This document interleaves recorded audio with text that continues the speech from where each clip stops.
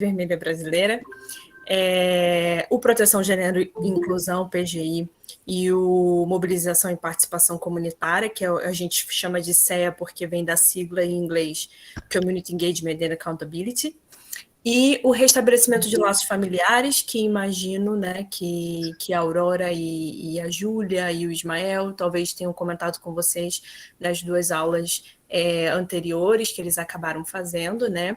Hoje a gente está se propondo a discutir, né, a conversar também um pouquinho sobre políticas, né, sociais e os programas de proteção, gênero e inclusão, PGI e o Mobilização e Participação Comunitária, o CEA, tá? Que são os dois programas vigentes hoje na Cruz Vermelha Brasileira, que tem como objetivo, então, trazer boas práticas, trazer ferramentas, trazer um olhar, uma análise diferente para as atividades operacionais que a gente acaba desenvolvendo no nosso âmbito de trabalho, né? Como aqui o foco é a imigração, a gente vai estar falando, então, no âmbito de imigração, porque a gente pode atuar em outros contextos, claro, mas atendendo, portanto, a esse recorte, né? Então, a gente vai falar especificamente no âmbito de imigração, tá? Como as meninas já bem pontuaram, mencionaram, no momento eu vou fazer essa exposição mesmo, e aí deixo um tempinho para que a gente possa, para que ao longo vocês possam fazendo as perguntas e ao final a gente possa debater as dúvidas que tenha ficado, tá bom? Então, a gente pode começar. Você pode mudar o slide, por favor? Eu esqueci o nome da menina que está no slide. Perdão. É a Bruna? Bruna, isso. Bruna, isso. Muito obrigada, Bruna. Bom, então o que eu separei hoje para que a gente pudesse ver. Eu tinha conversado com a Aurora e com a Júlia, ela disse que já tinham mencionado especificamente políticas sociais nas apresentações delas, que elas falaram sobre migrações e imigração e infância. Então, eu vou focar mesmo na questão da proteção, gênero e inclusão do CEA e como isso contribui, de certo modo, para intervenções de saúde mental e apoio psicossocial, né? Que também é um departamento que é trabalhado pela Cruz Vermelha Brasileira. Imagino que o Ismael também tenha exposto para vocês nas aulas passadas. Então, num primeiro momento, a gente vai falar um pouquinho, só para contextualizar, sobre a estratégia mundial que nós temos no movimento para migrações, só que vocês possam ter um pouco de ideia de como é a intervenção da Cruz Vermelha dentro do âmbito de migrações, tá? Depois a gente vai poder falar um pouquinho sobre o PGI, então o que ele se propõe exatamente a fazer, né? Quais são as necessidades que nós podemos identificar dentro de PGI, quais as intervenções que nós podemos estar fazendo e o que está ali permeando todas essas atividades, que é o princípio de não causar dano e confidencialidade, que constituem também proteção de dados, que eu acho muito interessante de falar aqui com vocês. As contribuições de CEA para as intervenções junto à população migrante, só para que vocês possam entender exatamente o que é o CEA, o que é esse engajamento, essa prestação de contas junto à comunidade, e aí a gente consegue fazer essa relação final com as intervenções em saúde mental e apoio psicossocial, tá bem? Pode pular. Bom, nesse primeiro slide, a gente queria conversar um pouquinho sobre a estratégia do movimento, né, para as migrações. Então, a Cruz Vermelha Brasileira, ela está inserida, portanto, nesse movimento internacional, junto a outras sociedades nacionais e ao próprio CICV e à Federação Internacional. Juntos, o que nós estamos buscando dentro do âmbito de migração? Oferecer assistência, né, e proteção, defender os direitos dessa população migrante, melhorar essa capacidade de buscar oportunidades e buscar também soluções sustentáveis, além de promover a inserção social desse público, né? Então, essa estratégia também ela é dividida em perspectivas para o futuro, que, na verdade, já está acontecendo, né? Então, a gente vai perseguir algumas metas estratégicas, vamos atrás de algumas metas estratégicas, para que a gente possa continuar colocando em prática essas perspectivas futuras. Digo que ela já está em andamento, visto que foi uma estratégia elaborada em 2018 e vai ter o seu fim agora em 2022. Então, o que nós queremos, né? Quais são as perspectivas futuras? Incluir migrações nesses planejamentos de todas essas sociedades nacionais espalhadas pelo mundo inteiro, né? Fazer com que essas sociedades elas ofereçam serviços, atividades durante as rotas migratórias, né?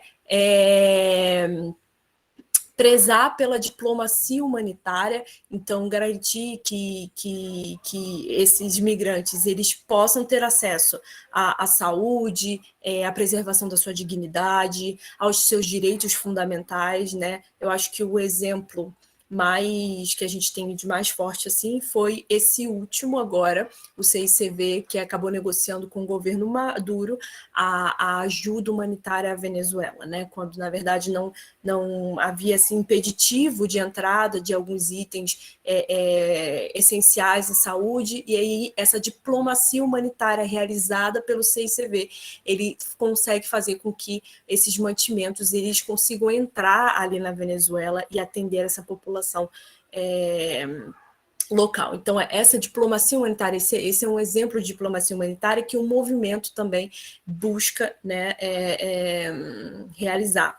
Então, as metas estratégicas que nos permitem alcançar, né, essas perspectivas de colocar em prática essas perspectivas, elas são divididas em 3. Então, como vocês podem ver, salvar vidas e garantir a dignidade. Então, garantir que esses migrantes eles possam receber assistência humanitária, eles possam ter as suas necessidades específicas atendidas, e a gente vai entender aqui, através do PGI, como nós acabamos por ver essa população a partir de suas necessidades específicas, né? Porque é um público que, apesar de nós denominarmos população migrantes, eles podem ser diversos, né? em seu conteúdo, assim. Condições seguras de vida, né? E resiliência. Então, promover essa informação dos direitos, né? Que essa pessoa que está migrando, de certo modo, ela em algum momento migre porque ela quer, e muitas vezes não porque ela seja forçada. Ou então, se caso ela tenha que migrar de alguma forma, que ela tenha acesso a todas as informações possíveis e necessárias para que ela migre de uma forma segura, né? E, por fim, a última meta que a gente tem aí é a promoção da inclusão social, né? Então, possuir recurso, possuir oportunidade, né, nas suas novas comunidades, se sentir aceitos, se sentir integrados naquela comunidade, né? Então, essas seriam as 3 metas que a gente tem, assim, né, dentro da estratégia de migração. E pode pular o slide, por gentileza. E aí, o que nós temos poder lidar com isso, né? Com essas estratégias a partir de lentes, a partir de atividades que são diferenciadas, que são específicas. E aí a gente começa a ter o PGI e o CEA, né? Como que nós vamos garantir que a assistência a todos, como que nós vamos garantir essa integração? A gente só consegue trabalhar com o público migrante se nós adotarmos certas ferramentas, certas lentes, certas análises que são específicas. E aí sim a gente consegue promover uma assistência humanitária equitativa acima de tudo.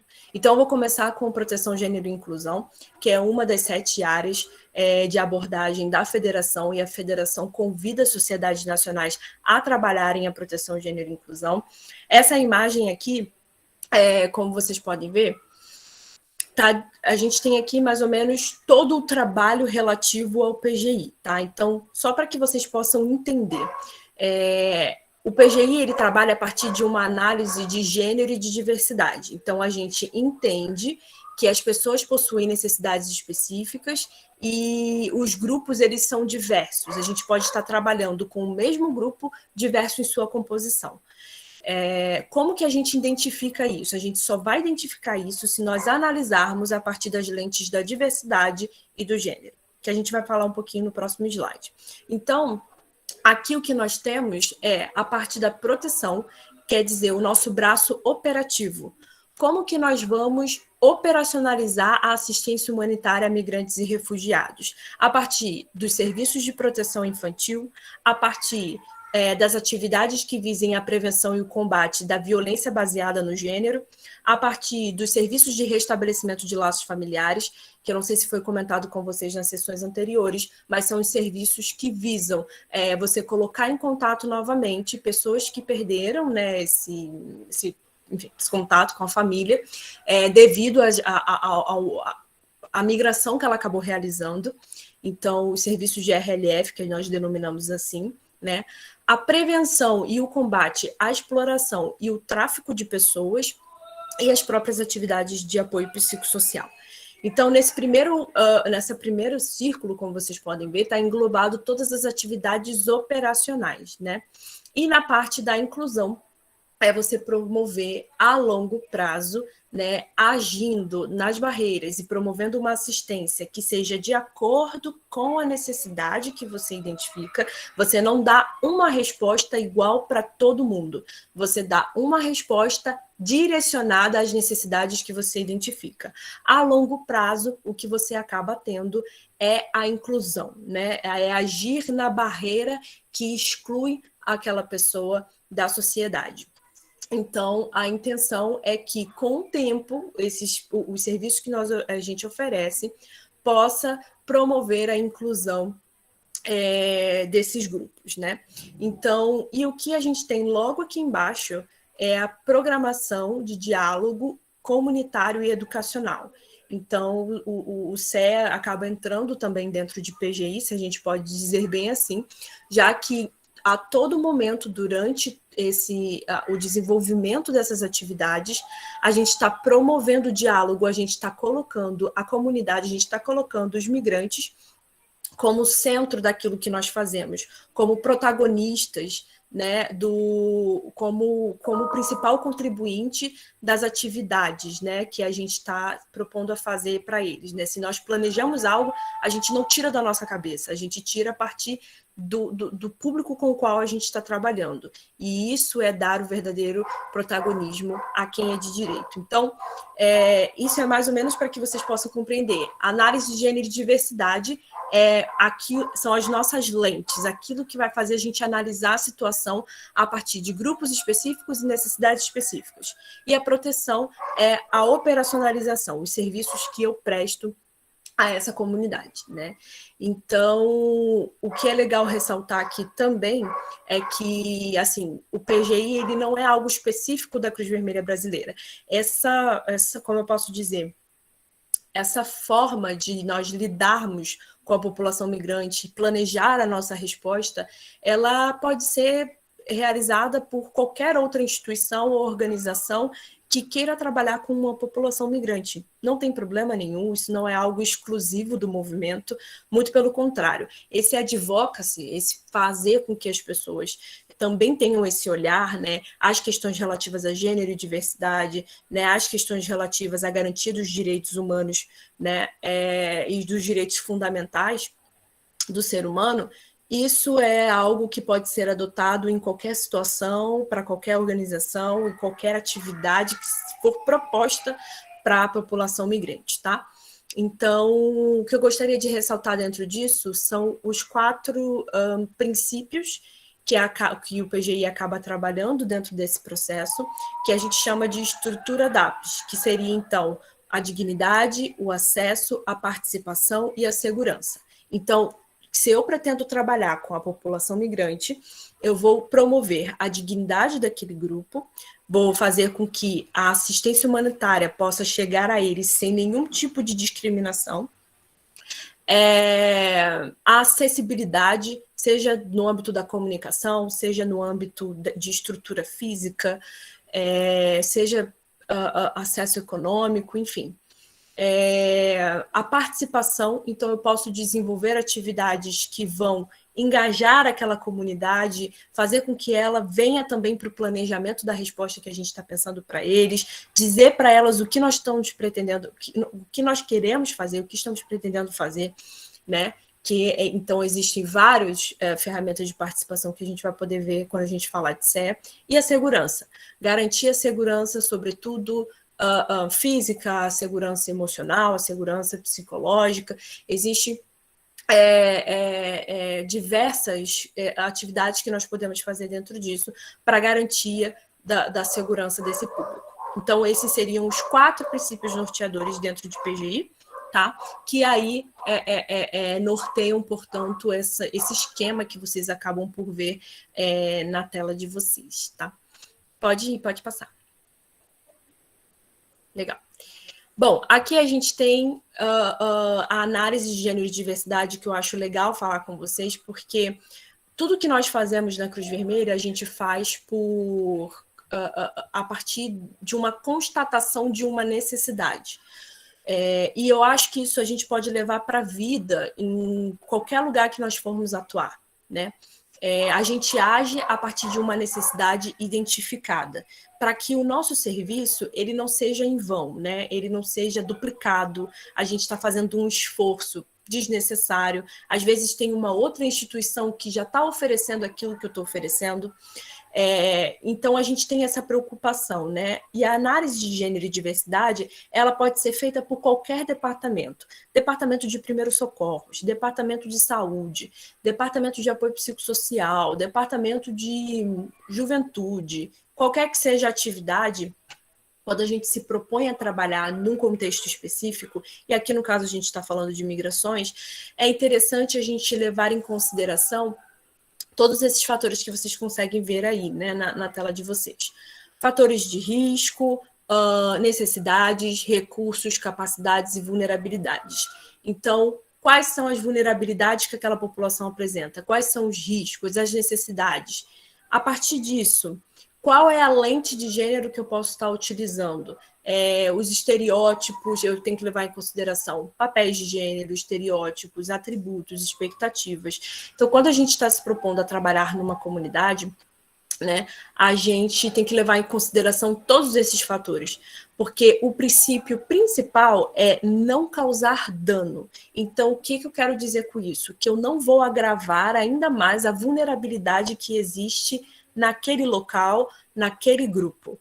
Então, eu levo em consideração todos esses fatores que vocês estão vendo aí no slide.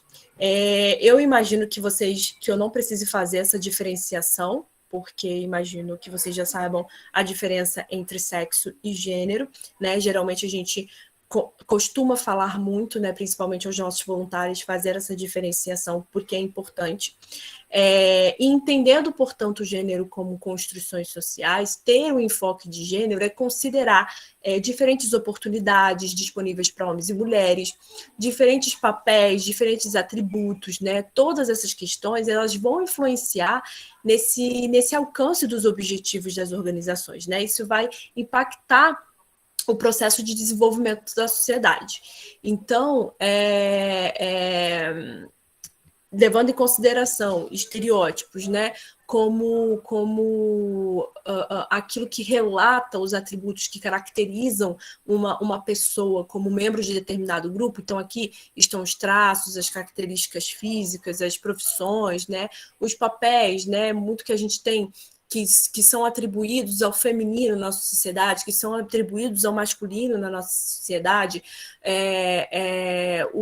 as expectativas, né? Quais são os projetos para o futuro para homens e projetos para o futuro para mulheres, são diferentes, as pessoas determinam, a sociedade determina que são diferentes, a aceitabilidade, né, desses projetos, eles se dão de forma diferente, né? E a própria análise de diversidade, entendendo, portanto, que por mais que você tenha um grupo vulnerável, que você pode dizer assim, que é o público migrante, você dentro dele tem outros fatores que você pode analisar. A orientação sexual, a idade, né, que eu estou lidando com uma criança, estou lidando com um idoso, deficiência, se aquela pessoa tem algum tipo de deficiência, se aquela pessoa é soropositiva, o status econômico, religião, nacionalidade. Então, tudo isso acaba influenciando, né, distinguindo, né, esses grupos e fazendo com que, direcionando a sua resposta. Né? Então, a tua resposta ela vai se dar a partir dessa análise que você fizer, identificar, olha, aqui eu estou lidando com menores que são desacompanhados, em sua maioria meninas.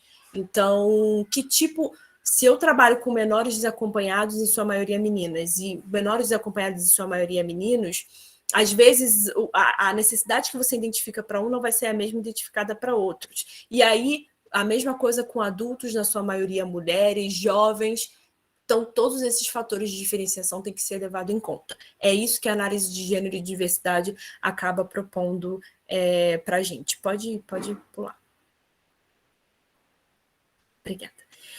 Bom, aqui eu acho interessante fazer essa diferenciação, né? Porque uma vez que, antes de nós falarmos de necessidades em termos de proteção, gênero e inclusão na população migrante, a gente vai acabar encontrando muito, né? Eu queria poder até colocar aqui no chat, mas depois eu posso divulgar nos materiais que eu vou compartilhar, sobre a questão das necessidades que você tem antes, durante e após o processo de migração. Você tem necessidades que vão mudar ao longo desses processos, né, em diferentes âmbitos, econômico, social, psicológico, por aí vai. Depois eu vou compartilhar esse mapa, esse esquema que é muito interessante. Por que eu estou falando disso? Porque dentro dele surgem duas necessidades que acabam acometendo, tá? Migrantes, e acaba sendo muito tratada dentro de PGI, que é a violência baseada no gênero e o tráfico de pessoas. Então, eu vou falar bem rapidamente sobre VBG e tráfico de pessoas, né? Como a gente está vendo, é toda conduta, ação e omissão, a violência baseada no gênero que acaba afetando a vida de mulheres, meninas, diversidades sexuais e por aí vai, tá? Pode ser tanto física, quanto psicológica, patrimonial ou sexual, e pode ocorrer tanto em espaços públicos ou privados, independente da classe social ou da nacionalidade da pessoa, e geralmente acometem mais mulheres negras, né? E aí, dentro disso, a gente sempre pontua, né, a própria violência sexual em si, né, que são esses atos cometidos contra qualquer pessoa que acaba por meio da força, da ameaça, né, e você vê que há um ambiente ali coercitivo, né, de aproveitamento da incapacidade de uma pessoa de dar um consentimento genuíno, e aí pode englobar o próprio estupro, a escravidão sexual, a prostituição forçada, e por aí vai, né. Outro exemplo de violência baseada no gênero é a própria violência doméstica. Segundo a Lei Maria da Penha, a gente tem aí identificado como qualquer omissão baseada no gênero que vai causar aí morte, lesão, sofrimento físico mesmo para a pessoa, entre outros, né, sofrimento psicológico e por aí vai. O próprio casamento forçado e o casamento infantil, que é uma realidade no Brasil, né? O casamento infantil, a gente tem altos números, o Brasil é um dos primeiros países com relação a altos números de casamento precoce. A própria exploração sexual também pode ser uma violência de gênero, tá? Que é essa tentativa, esse próprio abuso real de uma pessoa numa situação de vulnerabilidade, né? Então você tem essa relação desigual de poder e de confiança, né? E você acaba lucrando, pode lucrar monetariamente, principalmente, ou politicamente, ou socialmente, por aí vai, né? Com essa exploração dessa pessoa e a própria também violência econômico-patrimonial, né? Que vai se referir aí esse controle do dinheiro, dos documentos da pessoa, dos pertences da pessoa, né? Enfim, tudo que é necessário para satisfazer as necessidades dessa pessoa. Então, quando a gente fala de violência de gênero, nós estamos falando dessas manifestações, né? Desse tipo de violência. Agora, o tráfico de pessoas, ele tem uma características específicas que ele precisa cumprir com 3 atos, né? Com 3 processos para ser caracterizado o tráfico de pessoas. Então, você precisa ter o ato, então você vai recrutar, você vai transportar, você vai transferir, enfim, você vai fazer algum tipo de receber aquela pessoa por meio de alguma prática específica. Então, eu vou recrutar aquela pessoa a partir de uma ameaça que eu vou fazer a ela para fins de exploração. Eu vou transportar aquela pessoa por meio, vou enganar ela, vou oferecer uma proposta de emprego específica para ela para fins de exploração. Então, existe um padrão. O ato, que é a ação que você toma para recrutar, digamos assim, aquela pessoa. O meio, você pode usar por meio da fraude, por meio do engano, por meio da ameaça, do uso da força, enfim, para a finalidade de exploração, né? Em certo momento você vai ter um certo consentimento, né, claro, mas para crianças especificamente, por meio do adulto, por mais que ele seja enganado, ele está consentindo, mas para crianças você não precisa desse consentimento para constituir o tráfico de pessoas, tá? Quais podem ser as modalidades, né? Trabalha em condições análogas a de escravo, né? Qualquer tipo de servidão que seja, a própria exploração sexual.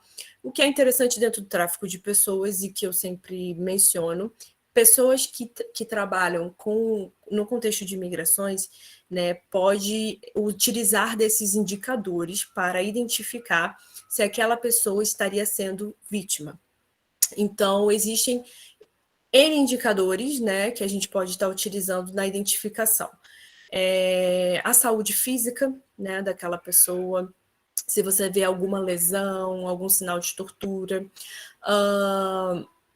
relacionadas ao psicológico, ao emocional, então sinais de medo, de estresse, de ansiedade, medo de falar sobre relacionamentos pessoais, né? Enfim, algum tipo de depressão, alguma coisa assim. Às vezes, você pode falar, mas isso pode surgir uma pessoa e não necessariamente ela está constituindo está numa situação de tráfico. Mas aí você tem que olhar o todo, a história como um todo, né? Ela pode apresentar isso e ter uma história que é um pouco estranha a você, né? Relacionadas à própria mobilidade, então alguém está em posse dos seus documentos, a pessoa trabalha exatamente no local onde ela mora, né? Às vezes a gente já teve casos na filial do Rio de Janeiro em que a pessoa seria uma espécie de caseiro, né? Mas a dívida dela nunca acabava, nunca estava sendo pago. Então, são esses sinais, geralmente, que a gente acaba vendo e que podem constituir, podem ajudar na identificação, né, de que aquela pessoa ela está sofrendo, tá em condições de tráfico de pessoas, né. E aí, pode pular o slide, por favor. Obrigada. E aí a gente tem aqui as necessidades em PGI, né? Então a gente viu como que nós podemos chegar a essas necessidades, qual é a análise que nós fazemos, a análise de gênero e diversidade, e as 2 principais necessidades que migrantes e refugiados mais passam, né? Nesse sentido. Então, dentro disso, como que a gente pode ver melhor essas necessidades? As próprias deficiências no mecanismo de derivação segura.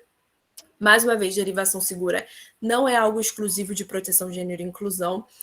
Inclusive, o apoio psicossocial trabalha muito a questão de migrações seguras e é algo que a gente acaba sendo interseccional, né? A gente acaba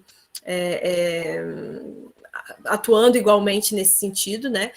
As derivações seguras nada mais é que o processo que você realiza de mapeamento dos serviços. Então, eu, como Cruz Vermelha Brasileira, identifico como eu posso ajudar aquele imigrante ou aquele refugiado.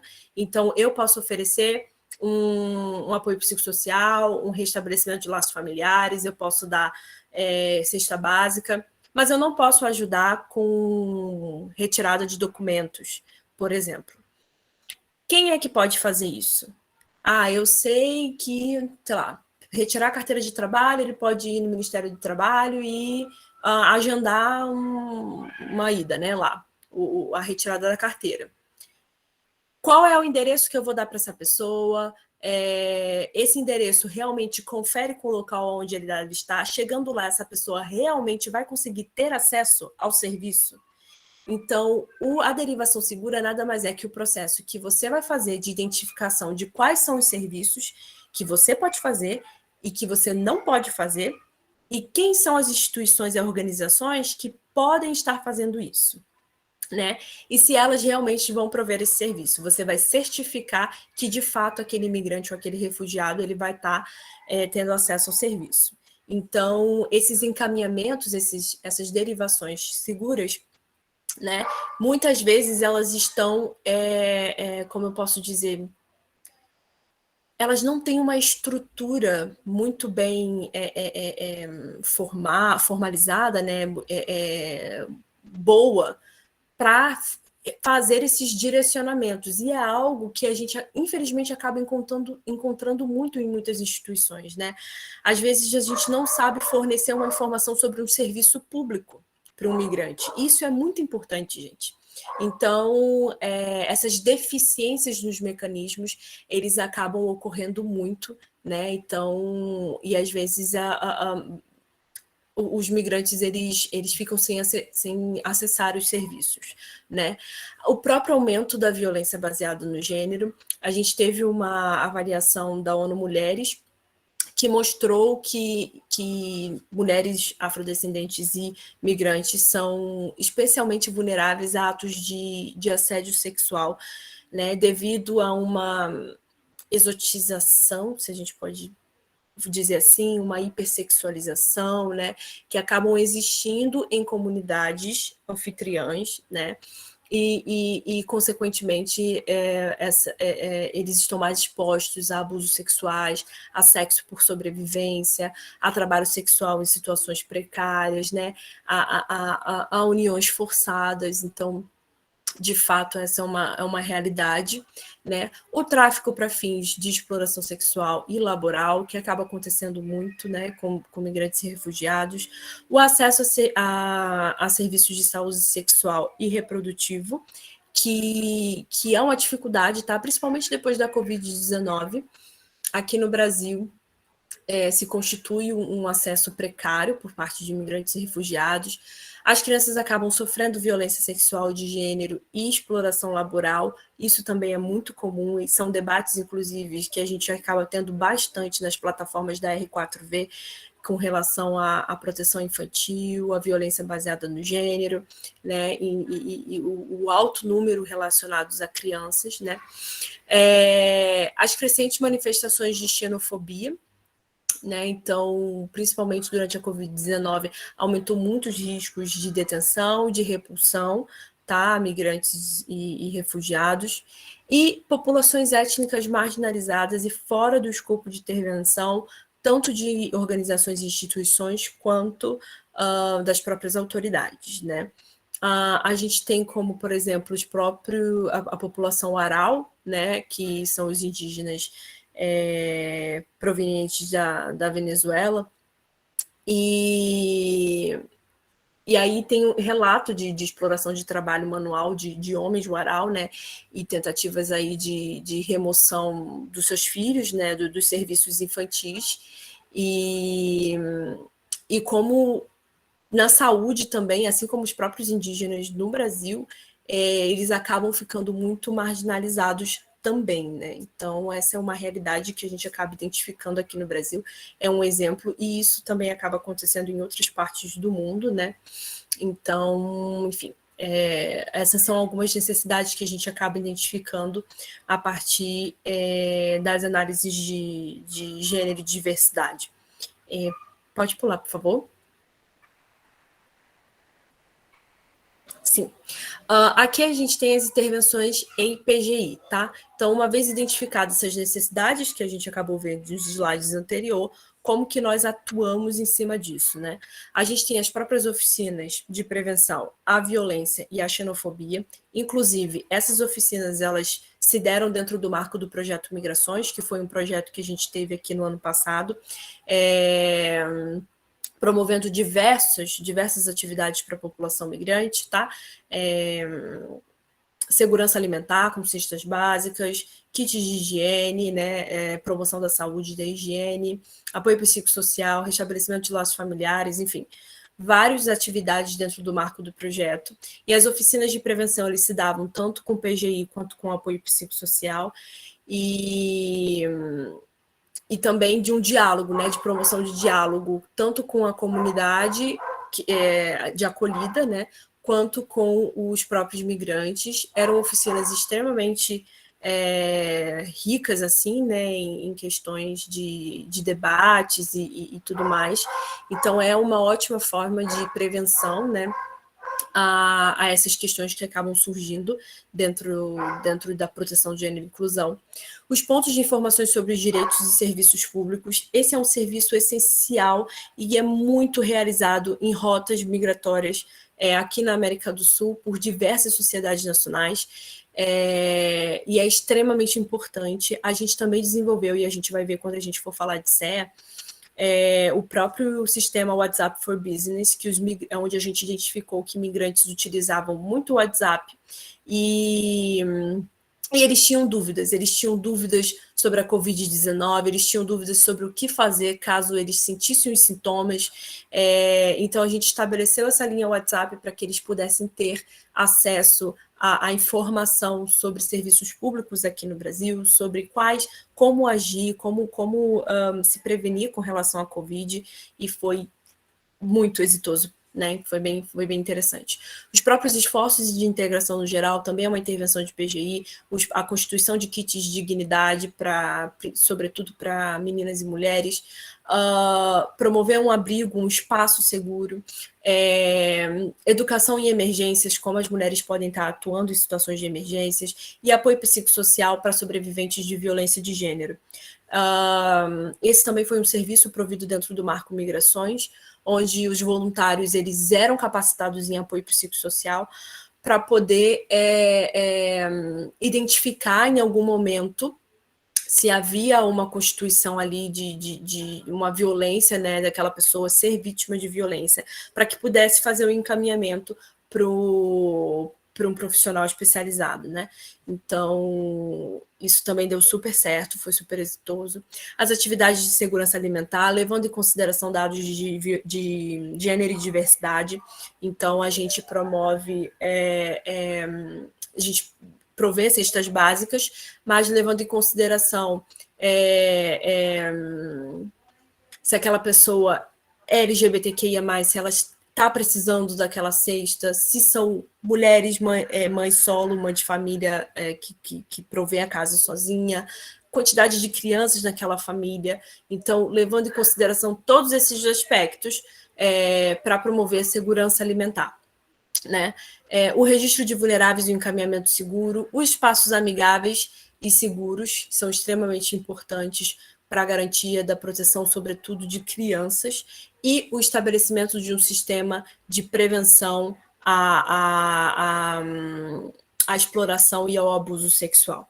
Tá? Então, a gente se importa nas nossas atividades de prevenir, né, a exploração e o abuso sexual dentre a comunidade a qual a gente está trabalhando e dos nossos voluntários, nossos funcionários para com a comunidade. É um movimento de prevenção nesse sentido, né? E aí a gente tem total compromisso com isso. Pode pular. Obrigada. Aqui a gente tem basicamente, vamos falar um pouquinho sobre proteção de dados. Esse é um princípio orientador, e eu também aconselho que, por algum motivo, for lidar com um migrante ou um refugiado, a gente precisa, sobretudo, ter em mente de que o manejo indevido dos dados daquela pessoa com qual você está lidando, ele pode deixar vestígios, sobretudo se a gente está falando agora de uma era digital, né? Então, pode ser que aquela pessoa deixe algum vestígio, né, que permita rastrear, que permita identificar aquele indivíduo, né, e isso pode acabar acarretando em riscos para a vida daquela pessoa, para a integridade daquela pessoa, para a dignidade, né? Então, é interessante a gente falar um pouquinho sobre proteção de dados. Existe, como a gente pode ver, uma lei, né, que é a Lei 13.709, também recente, de 2018, que dispõe sobre a proteção dos dados pessoais no Brasil, baseada vem logo depois de uma certa pressão que a gente acabou tendo da Europa, né? Muito influente. A lei bebe muito dessa lei da Europa, né? Até porque a gente não podia tratar, por exemplo, casos de proteção com a Europa sem que a gente tivesse uma lei que protegesse nesse sentido, né? Então, o Brasil ele acabou indo muito, né, por esse movimento que se acabou tendo com relação à lei de proteção de dados, e a Cruz Vermelha brasileira trabalha sob esses princípios, né? Então, só para que vocês possam entender, quando a gente fala de dados, a gente está lidando com dados pessoais que podem ser dados somente que visa identificar aquela pessoa. O nome dela, por exemplo, é algo que identifica ela.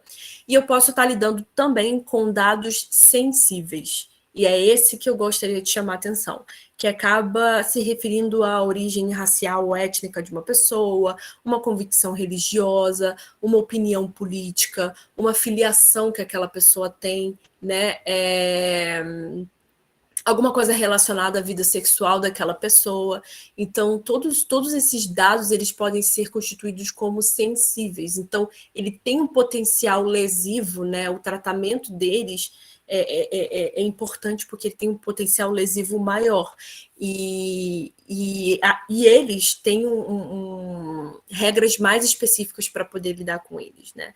E o dado anonimizado, que é o dado que você não pode identificar de uma forma direta ou indireta. O indivíduo, se ele quiser, a pessoa com a qual está lidando, ela pode pedir que seu dado seja anonimizado, sem problema nenhum.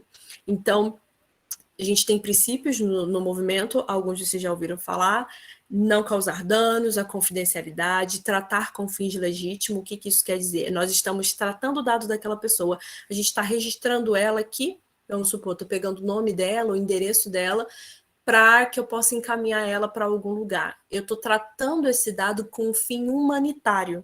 Então, eu estou registrando aquela pessoa para um fim de ajudar ela numa necessidade específica dela. Então, a gente trata os dados com fins legítimos, que é isso que a gente chama, né? E aí a gente adota medidas de segurança, claro, e estando juntamente, né, seguindo o que a lei fala. Então, as medidas de segurança sempre ter o consentimento daquela pessoa, e isso vale não só para a gente, como para qualquer instituição, qualquer organização, qualquer coisa que você venha fazer. Tratar dados de pessoas é algo muito sério, você precisa ter o consentimento dela para tratar, seja verbal, colocando lá, eu, fulano de tal, obtive o consentimento verbal de fulaninha de tal, para poder tratar os dados, ou a assinatura dela, enfim, qualquer coisa que possa legitimar, tá, essa coleta. Informar o titular sobre os seus direitos, então, dizer para eles que eles podem excluir a qualquer momento que eles quiserem, eles podem corrigir os dados, eles podem pedir dados anonimizados para que eles não sejam identificados, enfim, são variados os direitos dos titulares, e informar isso é importante porque se porventura alguma questão venha a surgir dentro disso, uma vez consentido, eles entendem que eles tiveram os seus direitos mencionados durante essa assinatura e que eles poderiam fazer alguns pedidos, né, com relação a isso. Então,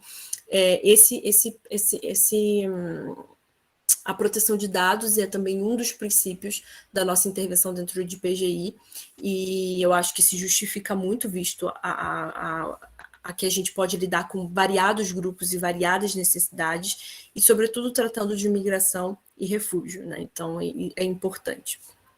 Pode pular. Legal. Agora a gente vai poder falar um pouquinho sobre participação e mobilização comunitária. Então, nós entendemos o PGI, entendemos quais grupos são trabalhados, quais necessidades, quais atividades podem ser implementadas, né? E agora a gente pode falar sobre, dentro de PGI, a gente tem essa participação comunitária,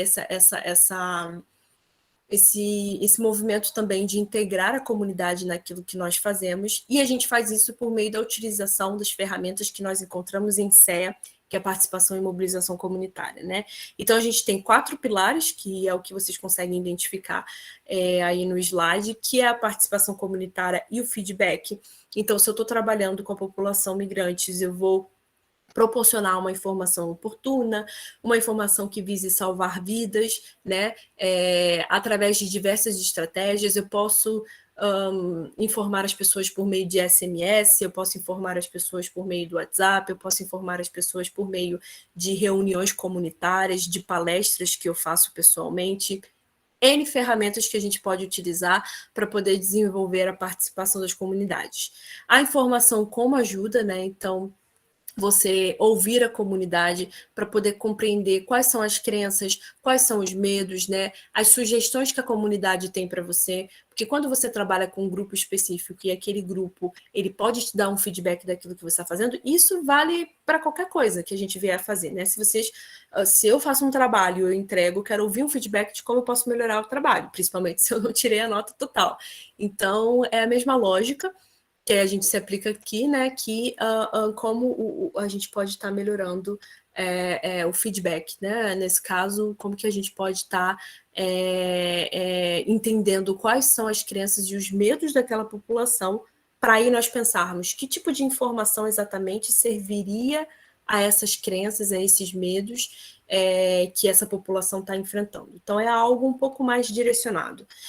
A comunicação para mudança de comportamento, para mudança social, que é algo que a gente trabalha muito, né, na Cruz Vermelha Brasileira. Então, a gente trabalha questões de materiais de comunicação, seja posts, seja cartilhas, seja posters, para que, como que a gente identifica uma prática que está sendo prejudicial, que está sendo nociva àquela comunidade, e como que eu faço para mudar o comportamento daquela comunidade. Existem estratégias que eu posso utilizar para a mudança de comportamento, né? Algo muito interessante que é usado dentro de CE são os cinemas móveis e os teatros. Então, a partir desses mecanismos, eu acabo abordando uma temática específica, e isso acaba influenciando o comportamento daquela comunidade, né? E o advocacy baseado em dados empíricos. Então, eu vou identificar e apoiar soluções lideradas pela comunidade. Por várias vezes o CEA ele permitiu que comunidades específicas pudessem ter voz. Então, o que isso quer dizer? Estar em comitês ali, né? A Cruz Vermelha identificando, às vezes, necessidades. Muitas vezes aquelas pessoas não têm voz, mas a Cruz Vermelha pode pegar aquilo que aquela comunidade precisa e levar a quem é de direito, né? As autoridades que são de direito. E promover um debate em cima disso. Então, essa é a ideia mais ou menos desse pilar, né? Da gente ter esse advocacy junto à população, junto à comunidade. Então, esses são os 4 pilares. Imagino que vocês façam uma ideia mais ou menos de quais são, de fato, o propósito a partir de cada um deles, né? E o CE é isso. O CE é esse conjunto de ferramentas e boas práticas que a gente vai acabar desenvolvendo, né? Seja através de um questionário, seja através de uma reunião comunitária, seja através de grupos de desenvolvimento de grupos focais, eu consigo entender o que aquela comunidade precisa a partir delas. Eu não estou presumindo isso, eu estou ouvindo da própria comunidade, né? E a partir daí eu consigo desenvolver informações que ajudem essa comunidade. Eu posso ouvir o feedback e melhorar aquilo que eu estou fazendo. Isso vai depender muito da minha finalidade ali naquele momento, de qual tipo de atividade eu estou pensando em fazer naquele momento. Então, como que as pessoas gostam de se comunicar? As pessoas, elas gostam de usar as redes sociais, as pessoas gostam de ver muita televisão, ou eu estou trabalhando num lugar onde as pessoas ouvem muito rádio, né? Que tipo de informação aquela comunidade precisa? Se eu estou tratando de uma comunidade migrante, eles estão desnorteados com relação aos serviços públicos. Se eu estou trabalhando numa comunidade, enfim, num contexto de Covid-19, e eu tenho uma população que está ouvindo muita fake news sobre como eu posso curar a Covid-19, então eu tenho contextos específicos, eu sei que tipo de informação a comunidade precisa e eu vou atuar em cima disso. E isso também vale para qualquer área. Isso pode ser desenvolvido por qualquer área e utilizando essas ferramentas. Pode pular esse slide. E aí eu queria falar um pouquinho sobre o CEA no Projeto Migrações, então já mencionei para vocês aqui o que é exatamente o Projeto Migrações. Ele foi financiado pela Federação Internacional, ele trabalhou em 4 estados, tá? São Paulo, Mato Grosso do Sul, Rio Grande do Sul e Amazonas. Então, a gente acabou desenvolvendo uma série de atividades, como eu falei para vocês, e o CEA, ele teve essa participação, né? Essa linha exclusiva via WhatsApp for Business, né? Que eles poderiam ter acesso a informações sobre a Covid-19, desmistificar rumores, tirar dúvidas sobre as medidas de segurança, né?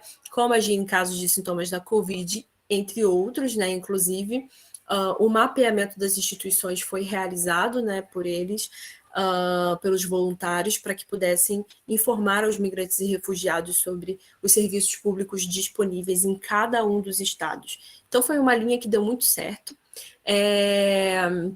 Os voluntários que administravam os atendimentos, eles realizavam esse mapeamento dos serviços públicos e informavam também quais eram os serviços providos pela CVB, e teve também aplicações de questionários com grupos focais de imigrantes para entender qual era a melhor composição de cestas básicas e de kits de higiene, né?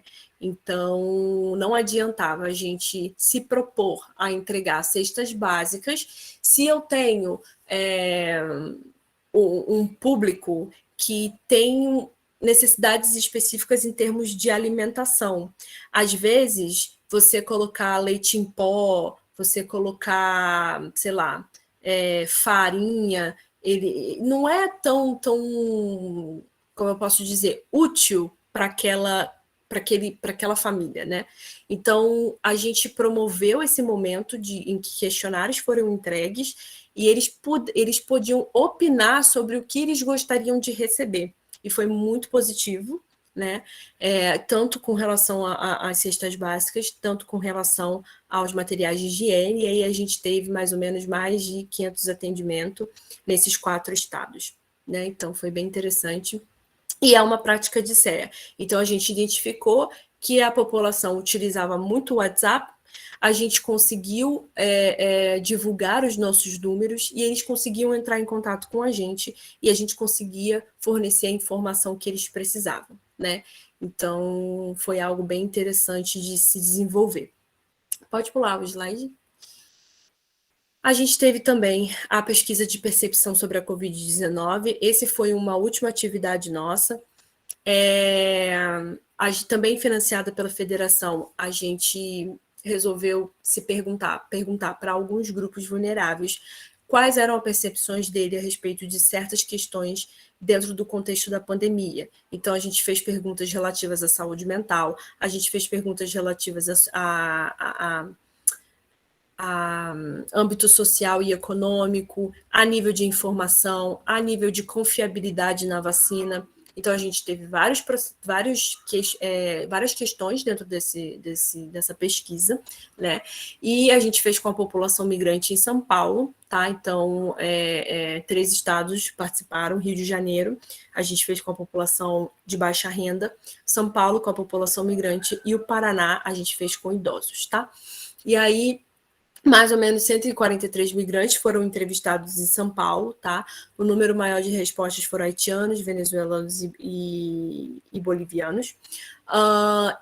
Acabou por apontar um grande impacto da pandemia na área tanto econômica, né? A gente via muitas respostas relativas às pessoas que acabaram perdendo emprego e na saúde mental, né? Que eles apontavam muito uma questão, o medo de perder alguém, o medo dos filhos ficarem sem escola, o medo de não conseguir enviar dinheiro para a família no país de origem,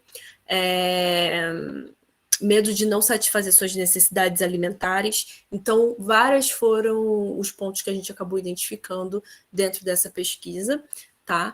E também algumas dificuldades relativas ao acesso e à vacinação. Muitos apontaram que eles não sabiam quando podiam se vacinar e por aí vai. Então, a gente, a partir dessa pesquisa, também liderada por CEA, a gente conseguiu identificar algumas necessidades e dificuldades que a população migrante estava passando, nesse caso, no estado de São Paulo. Pode pular.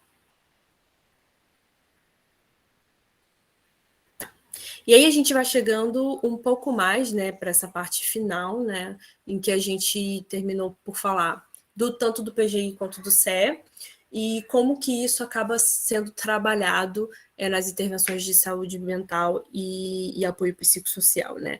Como eu falei para vocês, sendo um programa, essas duas áreas, eles acabam por ser muito horizontal a todos os departamentos e a todas as áreas. Então, cada uma das áreas, elas conseguem trabalhar tanto o PGI quanto o CE de uma forma única, adaptando aos seus contextos e às suas necessidades, né, dentro enfim, da temática que elas querem desenvolver. E aí eu coloquei alguns pontos, né, principalmente relativos à migração, né? Então, como uma intervenção em saúde mental e apoio psicossocial pode acabar abordando PGI e CE, né? Então, o primeiro ponto é a própria questão de princípio, então tratar as pessoas com dignidade e apoiar essa autonomia das pessoas. Então, tanto crianças, pessoas com necessidades específicas, grupos minoritários, eles têm direito de ser tratado de forma equitativa, né, e sem discriminação, né, sempre perguntando para as pessoas o que elas gostariam de fazer, né, isso dá, de certa forma, um senso de controle pessoal para aquela pessoa. Responder às pessoas, né, em contexto de estresse de uma forma humana e de uma forma solidária, né? Então, todo mundo que está envolvido ali na resposta, toda a equipe que está envolvida ali na resposta, elas devem saber como ajudar as pessoas aliviando seu estresse, né, sempre que possível. Por isso que eu sempre falo que é importante as pessoas, todo mundo que está envolvido na resposta, saber minimamente proteção, os serviços de proteção, porque isso inclui, por exemplo, a capacitação em primeiros socorros psicológicos, né, que não precisa ser necessariamente feito por um profissional, né, uma vez uma pessoa capacitada, em qualquer área que seja, ela consegue prover os primeiros socorros psicológicos, né, então é sempre importante a gente ter isso em mente, né, como um requisito mesmo. Fornecer psicoeducação, né, e utilizar uma linguagem apropriada, né, o APS baseado na comunidade, e a gente traz um pouquinho para o CE, né, ele se concentra muito nessa geração e esse compartilhamento, né, de experiências comuns entre as pessoas, entre os membros daquele grupo.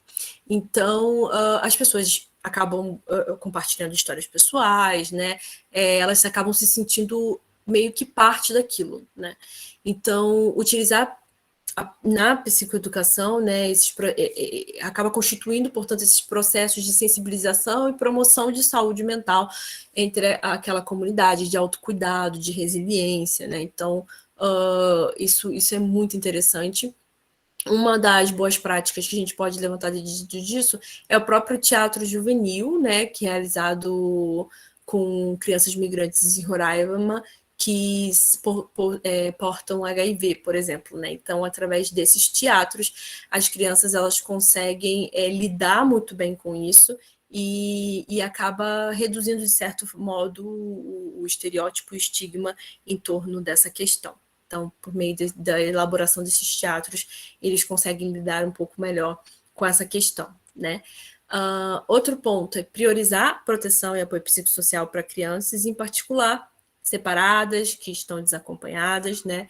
Imagino que essa diferenciação entre criança separada e desacompanhada já foi feita, né? Separada e ela está em a companhia de um adulto que não necessariamente é o seu responsável legal, e desacompanhada ela não está na companhia de ninguém, na verdade, né? Então, essa identificação e o registro, né, que pode também ser feito nas intervenções de saúde mental e apoio psicossocial, eles são importantes porque você acaba promovendo aí a proteção dessas crianças, né, ajuda a salvar vidas, né? Então você fornece toda uma assistência adaptada para as necessidades específicas das crianças, né? Você pode buscar entrar em contato com a família dela. Isso é o que mais acontece. Eu recebo muitos casos de menores migrantes desacompanhados que estão em abrigos, principalmente em São Paulo. E aí o Ministério da Justiça entra em contato com a gente, falando, olha, a gente queria muito procurar o pai dessa criança, os pais dessa criança, e a gente abre a solicitação de busca e realiza todo o trabalho de busca. Então, de fato, isso não deixa de ser, né, uma intervenção que acaba por priorizar, né, a proteção dessa criança naquele momento, né? E, enfim, também a gente pode colocar dentro disso os aconselhamentos jurídicos, que os abrigos onde aquela criança esteja possa prover que você possa, de fato, constatar que ela está recebendo todo o apoio nutricional, água potável, agasalho, enfim, toda uma estrutura que, de fato, permita ela ter um ambiente ali confortável, né? Fortalecer o suporte familiar, como já dito, é importante. Identificar e proteger pessoas com necessidades específicas também é algo que pode ser feito dentro dessas intervenções, né? Então, pessoas que podem ser particularmente vulneráveis, como muitos grupos que eu já mencionei aqui para vocês, crianças que viajam sozinha, idosos, pessoas com deficiência, mulheres grávidas, pessoas que foram vítimas de algum tipo de violência, pessoas que foram vítimas de tráfico. Então, é importante ouvir o feedback dessas pessoas, né? E prestar atenção para a opinião deles, de como eles gostariam de ser ajudados. Isso é importante. E tornar as intervenções culturalmente relevantes e garantir uma interpretação adequada. Quando forem fazer uma intervenção com populações migrantes e refugiadas, é interessante perguntar, primeiro se fazer a pergunta de quais são as maneiras apropriadas culturalmente para ajudar aquelas pessoas que estão angustiadas, né? Normalmente, como que essas pessoas costumam obter apoio, como que essas pessoas costumam obter ajuda? Como eu posso apoiar essa pessoa, quais são as estruturas que essa pessoa tem. Então, é importante se familiarizar com o histórico das pessoas, com quem você está atendendo ali, né, sempre que possível. Essas intervenções, elas têm que ser planejadas, né, de acordo com aquela pessoa a qual você está atendendo. Você tem que ouvir aquela pessoa para aí se entender qual vai ser o seu próximo passo, né? Então, algo muito legal de se fazer é utilizar intérpretes que são treinados, né? De preferência do país de origem daquele imigrante o qual você está trabalhando. A partir desse processo, essas pessoas acabam se tornando mediadores culturais. E isso é muito, muito importante, né? Então, esse mediador cultural, ele acaba atuando, né, como um intermediário aí entre a pessoa e um provedor do serviço, né? Então você vai tendo uma noção muito diferente durante seu atendimento, né? Porque aquela pessoa ela acaba mediando mesmo, não no sentido somente do idioma, né? Mas no sentido dos costumes, de opiniões, de entendimentos que há no país e que você não sabe que existe, então aquela pessoa acaba te ajudando, né? Então é importante que esses profissionais, eles sempre que possível estejam presentes para que eles possam oferecer ajuda nesse sentido. Pode pular. E aí a gente tem o nosso último slide, né? No último a gente pôde falar mais sobre algo norteador, né, do serviço que a gente, das intervenções que se pode ter dentro de saúde mental e psicossocial, e agora as atividades em si, né? Quais são as atividades geralmente que a Cruz Vermelha Brasileira acaba desenvolvendo no âmbito de saúde mental e apoio psicossocial e acaba sendo interseccional a PGI e CEA, né? O primeiro é a própria instituição de espaços amigáveis para a criança, proporcionando o apoio psicossocial adequado e a proteção. Esses espaços amigáveis, eu imagino que vocês já têm ouvido falar, e se não, é uma prática muito recorrente aqui no movimento também, na própria UFPA também, né? De você estabelecer um ambiente de confiança com a criança, em que você pode fazer atividades lúdicas, você pode fazer diversos debates com ela ali e promover o direito, né? Então, também tem uma participação dos pais nesse processo de entendimento dos direitos. Às vezes, você identifica se a criança está sofrendo algum tipo de violência. Então, esses espaços a gente chama de friendly spaces, que seriam os espaços amigáveis mesmo, né? O prestar cuidados adequados para crianças não acompanhadas, estar registrando essa pessoa, encaminhando para, geralmente, o que a gente faz é encaminhar direto para o conselho tutelar, se caso é identificado pela gente, né? E restabelecer o contato, se aquela criança quiser restabelecer o contato com os pais, a gente preenche a solicitação de busca e realiza a busca, né, do familiar desaparecido. Estabelecer mecanismos e procedimentos de encaminhamento seguros. Então, como a gente já pôde ver, os encaminhamentos seguros são esses encaminhamentos que nós realizamos, essas referências que a gente faz, né, uma vez que a gente não consegue atender aquela necessidade.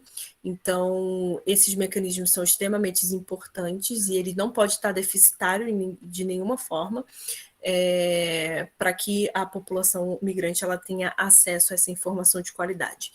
Então, esse estabelecimento de mecanismos é importante. O primeiro socorros psicológicos, que todos possam estar capacitados em primeiros socorros psicológicos, isso é muito importante. Fornecer apoio psicossocial aos sobreviventes de violência de gênero. Na Cruz Vermelha Brasileira, a gente... na época, o Ismael também estava, né, à frente do Departamento de Apoio Psicossocial, e a gente elaborou um protocolo de atendimento a vítimas de violência de gênero. Ficou muito interessante e a gente pensou que todos que estivessem envolvidos na resposta também pudessem estar capacitados nesse protocolo. Então, a gente acabou por capacitar todos os voluntários envolvidos e foi bem, bem proveitoso, bem interessante. Então, a gente sabia exatamente como referenciar, como fazer dentro daquilo. Eles tinham acesso à informação pertinente a respeito de como lidar, né, com esses sobreviventes. Então, foi algo bem interessante. O apoio em grupos de apoio à criação de comitês comunitários, a gente também pode dar esse apoio para esses migrantes e refugiados, tá? Através de mecanismos de CEA. Temos vários para que eles possam ser inseridos dentro desses comitês. A psicoeducação em temas relacionados à proteção, o apoio para as pessoas que se separaram ou perderam seus entes queridos e o estabelecimento de mecanismos internos para a prevenção do assédio sexual no local do trabalho e a exploração e abuso sexual, que vem muito daquilo que eu comentei com vocês sobre o PSEA, que é algo presente não somente na Cruz Vermelha, mas em outras organizações, principalmente na ONU, né? E é um movimento que vem sendo muito feito ultimamente, que é o de prevenção mesmo, né, a exploração e o abuso sexual dentro das intervenções humanitárias, né? Então isso é algo que vem sendo extremamente desenvolvido nos últimos tempos por muitas instituições que estão envolvidas na resposta a migrantes e refugiados, tá? E aí, pode pular. Eu acho que é o último, se eu não estou enganada. Isso. É o último. Então, eu finalizo a minha fala trazendo muito essa questão do quanto foi inovador. O CE e o PGI, eles estão na Cruz Vermelha Brasileira, o CE desde 2018, o PGI desde 2019. Às vezes são questões que talvez as áreas até pensavam antes, mas não era algo de forma institucionalizada e nem sempre essas questões eram levadas em consideração, né? Às vezes o tratamento a pessoas imigrantes e refugiadas era de entendimento de um público que a gente sabe já o que eles querem. Eles precisam de um local para ficar, eles precisam de comida, eles precisam de roupa, e é isso. E com o passar do tempo, esse olhar, né, mais direcionado, levando em consideração muitos outros fatores, ele acabou por dar à Cruz Vermelha Brasileira uma intervenção mais direcionada, uma intervenção mais humana, uma intervenção que promoveu melhor a segurança e a dignidade dessas pessoas, e isso é algo que pode ser adotado por qualquer outra organização, qualquer outra área, qualquer coisa que você se propõe a fazer, qualquer tipo de resposta que você se propõe a fazer a esse grupo, se você visa trabalhar com ele.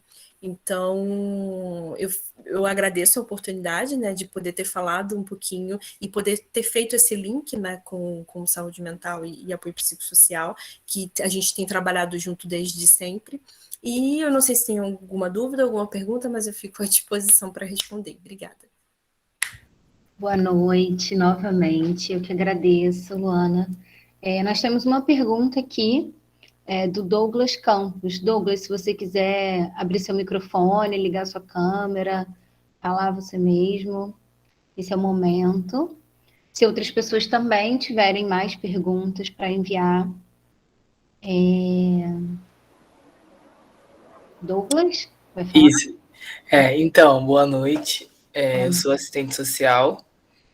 E a minha dúvida, né, quando a Luana estava falando a respeito desse trabalho, né, que é feito com fortalecimento de vínculos familiares, eu fiquei com dúvida quando essa pessoa ela está sozinha no território, né, e aí seus familiares estão em outros países, como que é feito esse trabalho, né, já que, segundo a legislação, essas pessoas não podem ser deportadas, né, devido à sua condição de imigrante. E aí eu queria saber se você poderia falar um pouquinho sobre isso. Eu fico com uma outra dúvida também a respeito dessas capacitações, né, que você estava falando, para essa abordagem psicossocial, como que ela acontece, assim, no caso são com os voluntários, né, que procuram a Cruz Vermelha para poder estar realizando esse trabalho humanitário, né? Eu queria que você falasse um pouquinho sobre isso. Obrigado. Tá bem, Douglas. Obrigada pelas perguntas. Com relação à sua primeira pergunta, o restabelecimento de laços familiares, a gente tem uma série de fluxos e procedimentos, né, de acordo com os serviços, né? A gente realiza chamadas telefônicas, a gente realiza envio de cartas, a gente realiza serviço de conectividade, e esse que você está falando especificamente é o de solicitação de busca, né? Então, como que ele ocorre?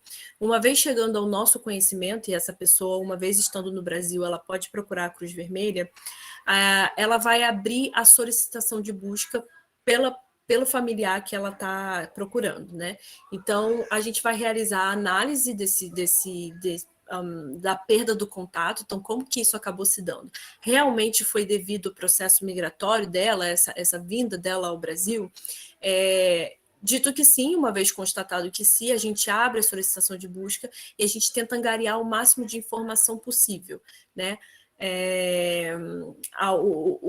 As circunstâncias que levaram à perda do contato, qual era o último endereço da pessoa, o nome dela, data de nascimento. Essas são algumas das informações, não precisam necessariamente ter todas, né? Mas tendo algumas já ajuda a gente. Então, o que necessariamente ela quer, né? Ela quer poder entregar uma carta a essa pessoa, ela quer poder fazer uma chamada, né? Ela quer poder identificar se aquela pessoa está vivendo naquele endereço. Então, A partir daí, uma vez coletando as atividades e o objetivo que ela quer a partir dessa busca, a gente realiza o processo. Então, a gente age em rede. Então, se essa pessoa está aqui no Brasil, ela veio da Venezuela, a gente vai agir em conjunto com a Sociedade Nacional Venezuelana e a gente vai buscar por essa pessoa. Indo ao endereço, buscando registros da pessoa em alguma autoridade, alguma coisa assim, né? Claro que essa pessoa ela precisa consentir, que a gente às vezes pode consultar autoridades, que a gente pode divulgar o nome dela nessa busca, né? Então existem também essas questões. E aí a gente começa a realizar o serviço, a busca por essa pessoa no país, uma vez achando aquela pessoa, ela precisa desejar ser encontrada. Então, se a gente encontrou familiar, aquela pessoa precisa dizer, não, pode falar para ela onde eu tô, pode me ligar, eu quero falar com ela. Se aquela pessoa disser que não, a gente precisa inventar uma história, alguma coisa, dizer que não deu certo, né? Porque, acima de tudo, a gente respeita a vontade daquela pessoa. Então, é mais ou menos assim que funciona, né? Geralmente, na maioria das vezes, essas pessoas procuram a Cruz Vermelha, seja por e-mail ou indo diretamente na filial e dizendo que quer buscar aquela pessoa, que gostaria de encontrar aquele familiar. Então, é mais ou menos assim que ocorre o processo de solicitação de busca.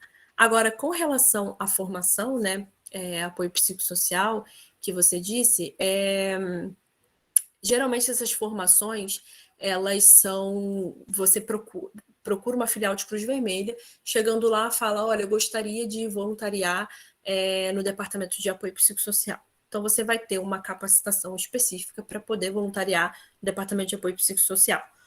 Todavia, por exemplo, os voluntários de RLF, de restabelecimento de laços familiares, eles também podem ser capacitados em apoio psicossocial, porque, querendo ou não, é algo que conversa. É um serviço que acaba conversando muito, né? Você encontrar familiares, existe um momento que você vai ter que dar um APS para aquela pessoa.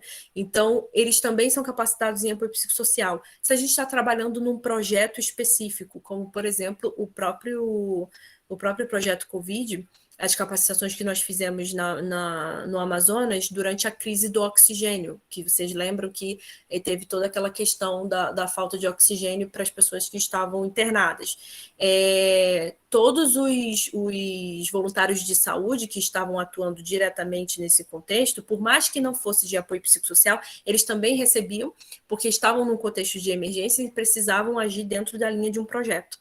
Então, essas capacitações são mais ou menos como ocorre. Ou existe um contexto que vai precisar realizar a capacitação, ou você vai procurar uma filial e vai querer voluntariar em apoio psicossocial. E aí você também é capacitado. Acho que eu respondi as suas perguntas.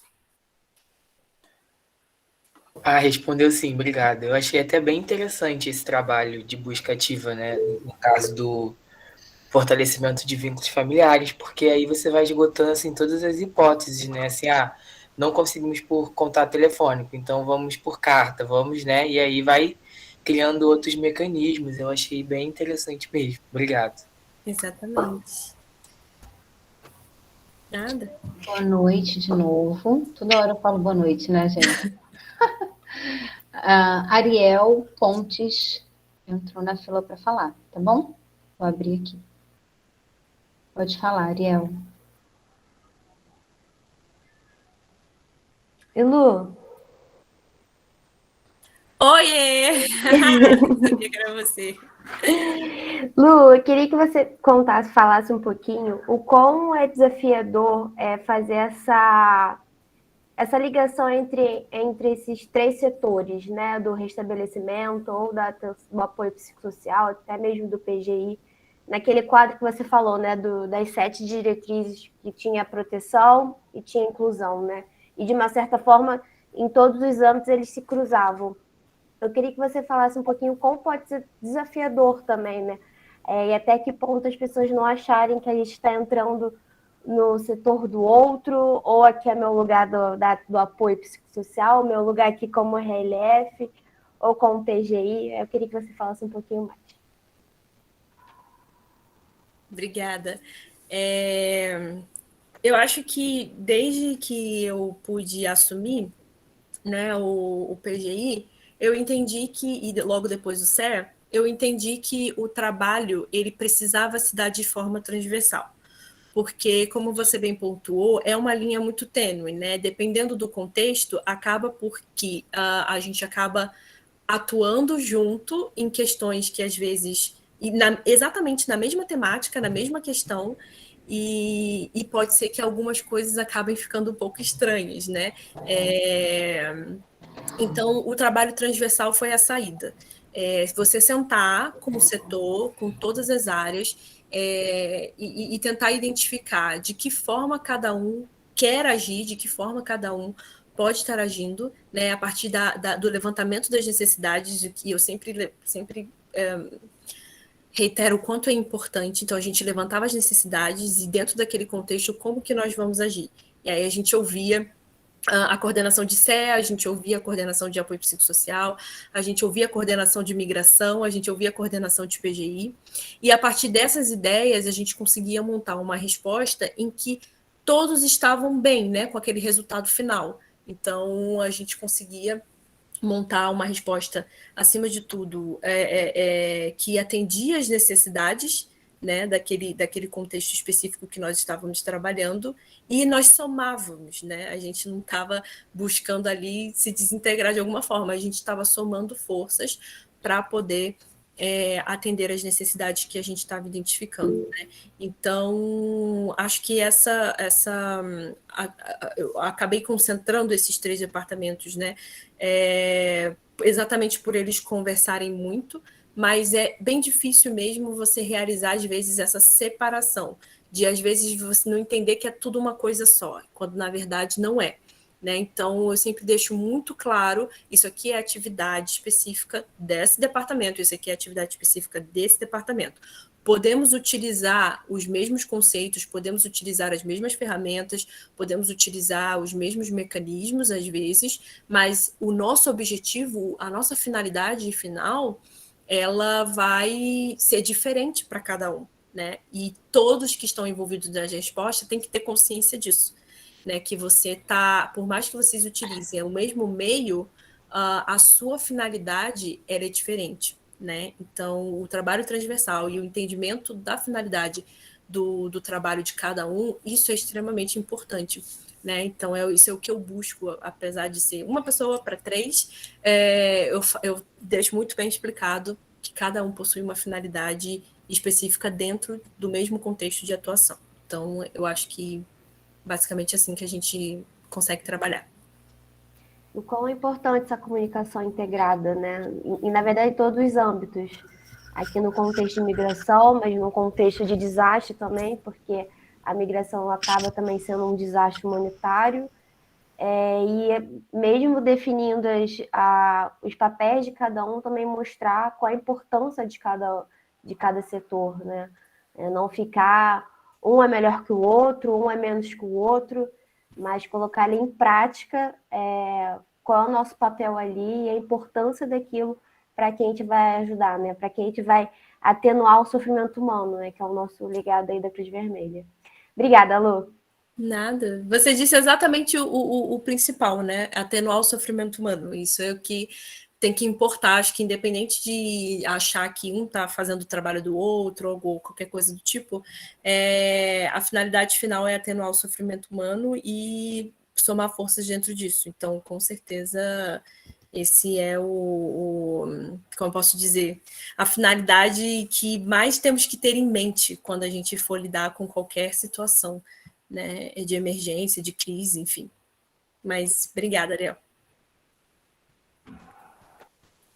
Boa noite, gente. Eu gostaria primeiro de parabenizar a sua apresentação, foi riquíssima. Hoje a galera no chat está um pouquinho mais quietinha, né? Enquanto isso, eu vou fazer uma pergunta pessoal, uma inquietação que ficou a respeito de algo que tu falou lá no início, né? Que estava falando bastante assim sobre alguns recortes sociais, né? E o atravessamento de questões como gênero, diversidade, né? como essas questões atravessam esses processos, né? E aí você chegou a comentar brevemente que existe aí um tipo de orientação, né, aos profissionais que vão atender esse público, né, com relação a isso, e aí eu queria que tu falasse um pouquinho melhor sobre isso, como que acontece essa orientação, se, sei lá, existe um mini curso, aulas, algo assim mais específico, mais direcionado a essa temática. Obrigada, Bruna. A gente tem trabalhado, né, atualmente numa política de gênero e de diversidade para a Cruz Vermelha, porque a gente acredita que é importante, né, ter essas diretrizes e esses princípios muito bem estipulados. Enquanto isso não acontece, a gente tenta ir pela via das capacitações, das sensibilizações, né, em vários âmbitos. Então, seja no âmbito de governança, seja no âmbito dos funcionários, seja no âmbito do voluntariado. E essa discussão ela se mostrou cada vez mais necessária, uma vez que você começa a ter o departamento de PGI. Eu falo isso porque a gente tem um trabalho muito ativo em algumas filiais e a gente acaba tendo algumas questões relacionadas, como eu posso dizer, quando você trabalha com grupos específicos, você acaba tendo questões, acontecimentos, né, durante essas intervenções que chamam a atenção, liga aquela lâmpada, sabe? Então, exemplo, a gente acabou tendo numa filial específica muitos casos de homofobia, né? Tanto com relação voluntários entre voluntários, quanto voluntário beneficiário. E esse eu acho que é o mais sério, né? Dentro disso tudo, né? Porque é sério você ter questões de homofobia entre voluntários, mas voluntário beneficiário, eu acho que isso é o que mais chama atenção, assim, né? Já tivemos também casos de xenofobia, dependendo do trabalho, e aí a gente começa a pensar que existem perfis, né? E isso eu acabo sugerindo bastante, né? E chamando bastante atenção para todas as áreas e instituições. Existem perfis de voluntários, existem perfis de profissionais para atividades específicas. E existem capacitações que devem ser feitas para que aquela pessoa possa desenvolver aquela atividade. Então, eu acho que antes de qualquer coisa, o preparo que você realiza para a atividade específica que você está se propondo a fazer, ele é essencial para que você evite dores de cabeça futura. Então, eu bato muito na tecla na questão da análise de gênero e de diversidade, tanto para as questões de como você vai realizar a sua intervenção. Então, você não toma partido de alguma coisa, você realiza a análise daquilo que você está se propondo a fazer, levando em consideração todos os grupos e levando em consideração todas as necessidades. Não é discriminar um pelo outro, né? Eu acho que esse é o primeiro passo. E o segundo passo é você estar capacitado a lidar diretamente com aquele público. E aí se vem todas as questões de sensibilização, capacitação e tudo mais. Então, é todo um esforço conjunto que eu acabo criando com as filiais, de ter uma pessoa ali que seja referência para essas questões e que ela saiba lidar com questões, por exemplo, de xenofobia dentro da equipe, de homofobia dentro da equipe, né? Porque acaba por acontecer, mas se nós temos uma capacitação, uma preparação para aquela atividade específica, essas coisas podem ser prevenidas e podem ser evitadas. Então, é mais ou menos assim que ocorre, né? A gente tem essas diretrizes que ainda não estão bem estruturadas por conta dessa falta dessa política, mas, querendo ou não, nós temos políticas no movimento que já dizem como devem ser a atuação, como deve ser o comportamento. E, a partir disso, a gente gera as capacitações para que essa equipe venha a intervir em campo.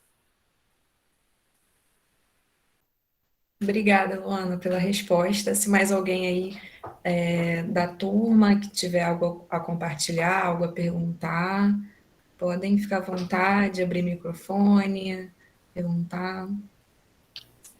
Enquanto o pessoal vai pensando aí, eu também queria falar fazer uma pergunta, né? Durante a sua fala, Luana, eu fiquei pensando, né, algumas coisas, e aí eu acho muito importante, quando a gente deixa as perguntas para o final, que às vezes uma dúvida que a gente tem, ela acaba sendo respondida, né? E isso aconteceu comigo algumas vezes aí durante a sua fala. Então, baseado nisso, né, acho que significa que a aula foi muito boa, que você trouxe uma aula bastante completa, né? Então, te agradecer. Além disso, eu fiquei pensando assim, já que as minhas dúvidas foram respondidas, né, qual pergunta que eu poderia fazer? E aí eu pensei naquele clichê básico que a gente pergunta assim para quem trabalha com temáticas, né, de vulnerabilidade social, que são muito difíceis, que é: qual o maior desafio que você enfrentou durante a sua prática? Teve uma hora que você mencionou a pandemia e falou sobre as fake news.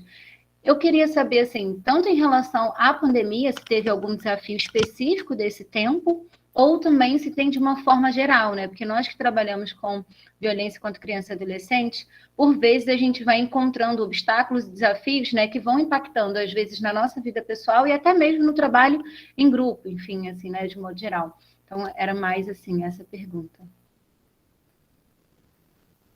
Obrigada, Ana, pela sua pergunta. Eu acho ela muito interessante. Eu posso talvez dizer pelos dois lados, já que são coordenações diferentes, né? Tanto o CEA, eu acredito que, sem sombra de dúvidas, a pandemia e toda a questão relacionada a fake news relativas à vacina, relativas a medidas de segurança, uso da máscara e etc., foi algo extremamente difícil para a gente durante a pesquisa de percepção. A gente conseguia identificar muito isso, principalmente nas pessoas idosas e as pessoas de baixa renda, que a gente acabou fazendo. Como que existe um mundo que às vezes a gente não tem acesso, né?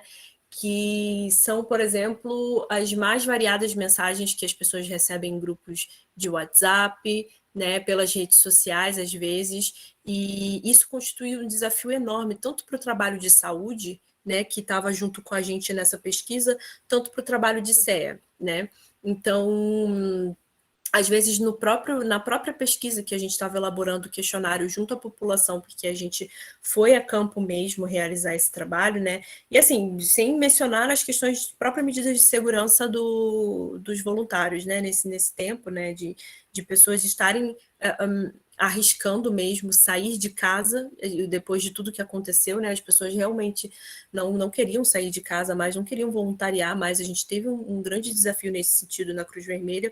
Então, assim, tanto nesse sentido de nós já termos pessoas, uma grande vitória de estar indo a campo, realizar as pesquisas, quanto na parte de entendimento de como a gente podia fazer, né, para trabalhar a percepção que muitas vezes vem de cima mesmo, né? Vem do próprio governo, às vezes, algumas opiniões, e as pessoas acabam internalizando muito aquilo, e a gente fica, né? Como que a gente vai dizer que o governo está errado, né? Então, às vezes, existe todo um trabalho muito minucioso que a gente acaba tendo que ter nesse sentido, e eu acho que por parte de PGI, sem sombra de dúvidas, já é o estigma que você tem no nome, gênero.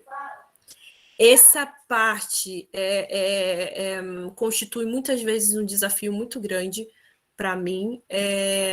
Eu acho que eu posso dar um exemplo agora recente que a gente foi trabalhar com as mulheres escalpeladas na ilha de Marajó. Para quem não sabe, o escalpelamento é esse processo que você esse acidente que você acaba tendo, né, das mulheres que enroscam o cabelo no motor do barco e acabam perdendo o escalpo da cabeça. E a gente acabou por ir para lá, né, para realizar todo um trabalho junto a essas mulheres, apoio psicossocial, PGI, primeiros socorros também. E aí acabou que em algum momento a gente teve que agir junto com o Ministério dos Direitos Humanos, né, essa ação coordenada, né? A gente teve que fazer uma ação coordenada.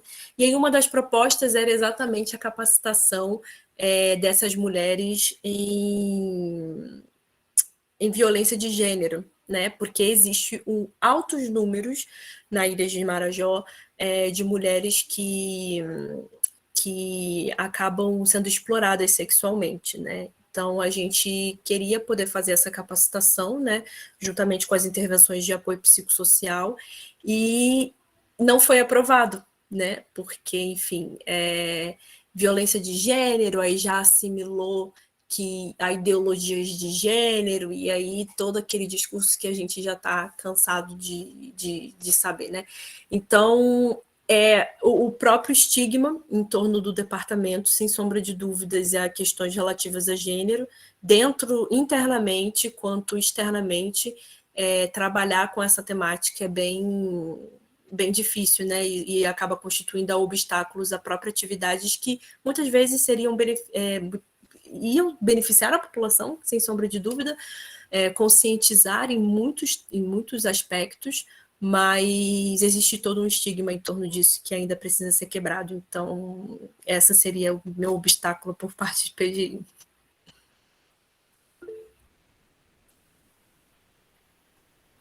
Douglas vai fazer uma outra pergunta. Isso. Obrigada, viu, Ana, pela resposta. Luana, pode falar, Grazi. Tudo bem. Fiquei, inclusive, assim, pensativa com o escalpelamento, né? Eu não conhecia. Sim, é uma realidade muito assim forte, né? No norte do país, Amapá, Pará, por ali mais ou menos, de acidentes no Amazonas de mulheres que geralmente não têm uma cultura muito de cortar o cabelo, são cabelos bem longos assim, né? E não existe também uma cultura de encapar o motor, né, do barco. Então, são motores que ficam meio que ao ar livre e muitas vezes essas mulheres estão com cabelos soltos, realizando essa viagem, seja de finalidade econômica, para estudar, muitas meninas, né, indo para a escola, acaba por ser desatento nessa questão do motor e o cabelo enrosca, e aí perdem parte, né, do scalp, ou às vezes total, a perda total. E existe todo um trabalho que é muito necessário nessa região, que é de reintegrar essas mulheres à sociedade, né? Porque existe todo um estigma ou discriminação em torno dessas mulheres que têm que usar peruca e ficam com cicatrizes no rosto, não podem pegar sol, então às vezes até para voltar para trabalhar é complicado, porque você tem todo um trabalho ali que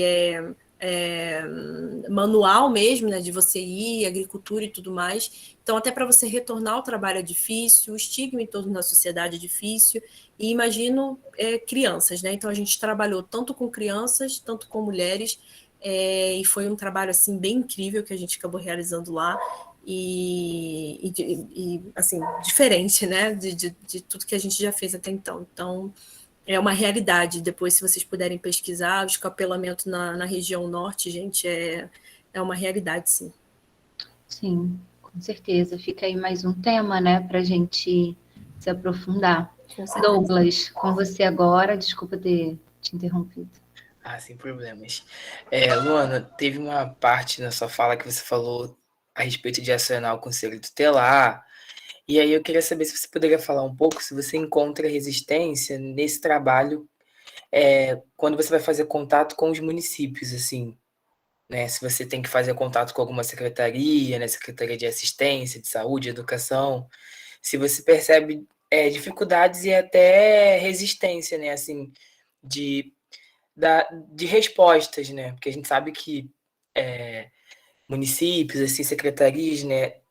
Tem alguns cargos que são cargos de confiança, então tem todo um trabalho um pouco mais difícil de realizar, né? A respeito de contato. Eu queria saber se você poderia falar um pouco sobre isso. Na verdade, o trabalho direto, né, de contato com o Conselho Tutelar e o referenciamento, eles são realizados pelas filiais. E como eu na verdade, sou o ponto de apoio de todas as filiais, né? Então, o que acontece é que eu estou no órgão central da Cruz Vermelha e as filiais que acabam trabalhando o serviço de proteção, registro de menores, encaminhamento, busca pelos familiares, eles acabam sendo as filiais, né? E uma filial que trabalha muito essa questão dos menores é São Paulo. E eles costumam ter, por mês, mais ou menos, uma média aí de 5 a 6 casos por mês de menores desacompanhados, migrantes, né, no caso. E aí ele já tem até um convênio, se eu não estou enganada, com o próprio Ministério da Justiça, né? Eles já mandam um ofício pedindo a ajuda da Cruz Vermelha, né? Uma vez encontrado pela própria Cruz Vermelha, já existe esse vínculo direto, né? E olha só, estamos em posse de um menor desacompanhado, realizamos o registro, precisamos realizar esse encaminhamento, tudo mais. Então, pelo menos pela parte de São Paulo, existe uma comunicação muito boa, né, com relação às instituições locais. E no Mato Grosso do Sul, recentemente, a gente teve 2 casos, e a secretaria foi super tranquila também, né, no Mato Grosso do Sul, de pronto abrigou, eles estão lá nesses 2 abrigos, e realizou o levantamento das informações, o preenchimento do formulário. Então, com base na experiência dessas 2 filiais e também em Roraima, né?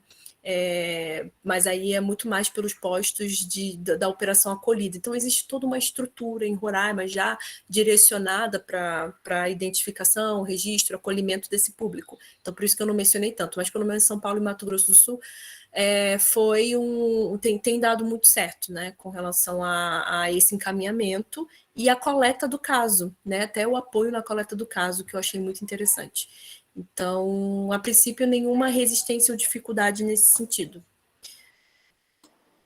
Ah, sim, obrigado. É porque eu fiquei com assim, algumas inquietações aqui, porque eu já meu estágio, né, no período da faculdade foi no setor público, e aí às vezes eu percebia que algumas instituições falavam assim, isso não é atribuição minha.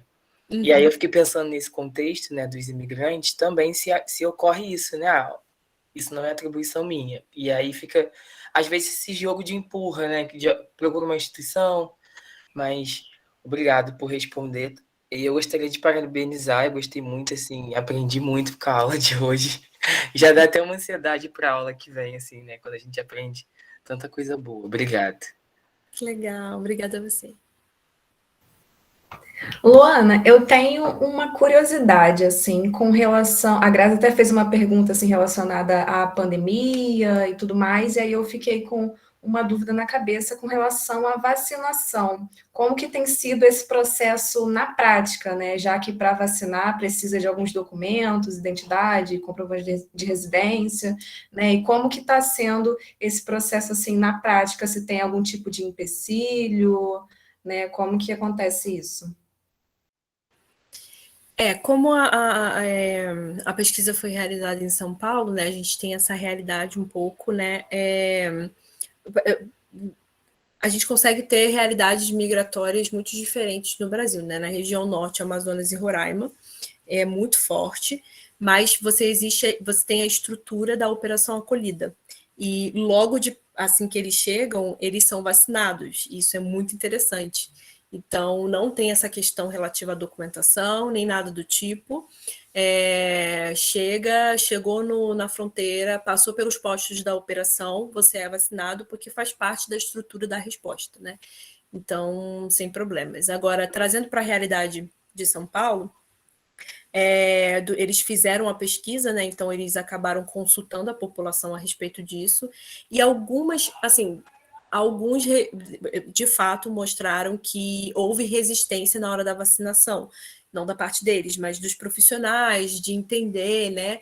E, na verdade, isso não deveria acontecer, porque você, sendo migrante, tendo a solicitação de refúgio, ou então já a residência já aprovada, tudo isso, isso não pode ser um impeditivo, né, para você não dar a vacina, mas teve episódios, sim, de profissionais que não quiseram vacinar nesse sentido, né? Porque acreditavam que aquilo não era o suficiente. Solicitação de refúgio e o CPF, que ele acabou tirando aqui, não era o suficiente. Então, isso fazia parte, inclusive, do processo de identificação da gente poder advogar depois por esses grupos, né? De mostrar, olha só, a gente está tendo casos aqui no bairro tal e tal, de imigrantes que não estão conseguindo ser vacinados, né? Por conta disso, as alegações são essas e essas, né? Porque São Paulo, a filial de São Paulo faz parte de um comitê para migrantes e refugiados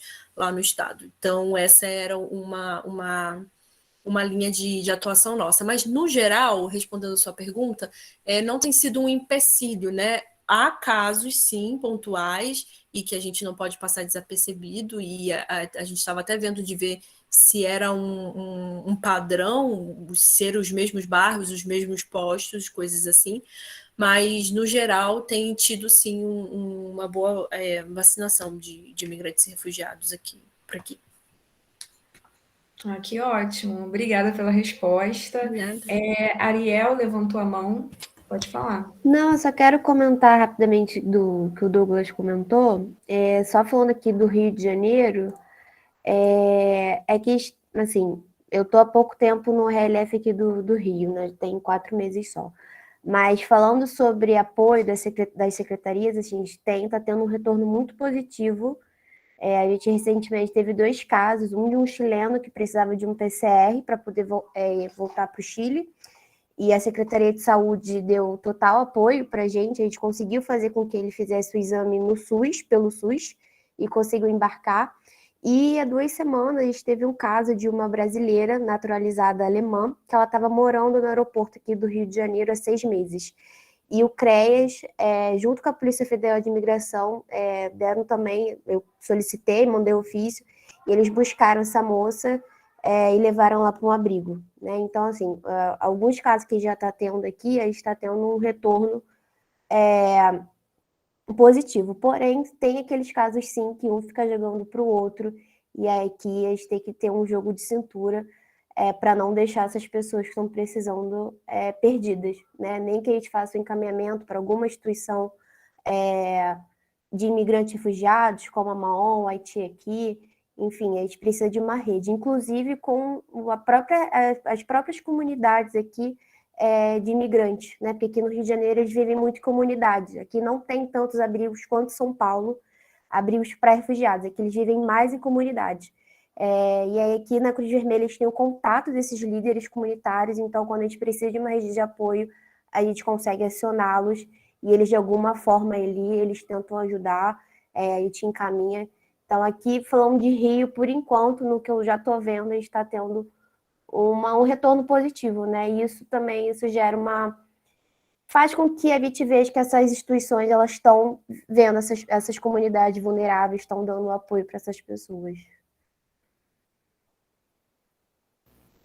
Gente, mais alguém quer fazer alguma pergunta? Estamos, faltando alguns minutinhos para encerrar. Obrigada, Ariel, mais uma vez pela contribuição. Luana, tem mais alguma coisa que você queira falar? Bom, na verdade não, queria mesmo agradecer, né, pela participação de todo mundo aqui, disponibilizar um tempinho para a sessão hoje, para o curso, né, imagino que muitos estejam bastante cansados, mas foi um prazer. Eu imagino que as meninas provavelmente vão estar compartilhando com vocês. Eu acabei separando alguns materiais do movimento que acabam tratando muito do que eu falei aqui e de outros conceitos e ferramentas no geral, que eu acho que quem está se propondo a trabalhar com o público migrante e refugiado ou que queira ter mais conhecimento nesse sentido, vai ser muito útil, né?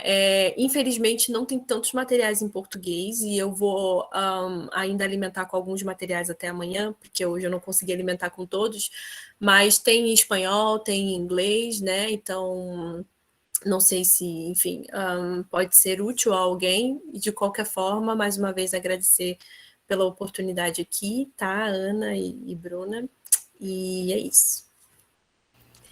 Certo, muito obrigada. Gente, lembrando que semana que vem a gente não tem aula, né? Nós temos aula só no dia 8, tá certo? Obrigada, Luana, obrigada a todo mundo. A gente se encontra, então, dia 8/11.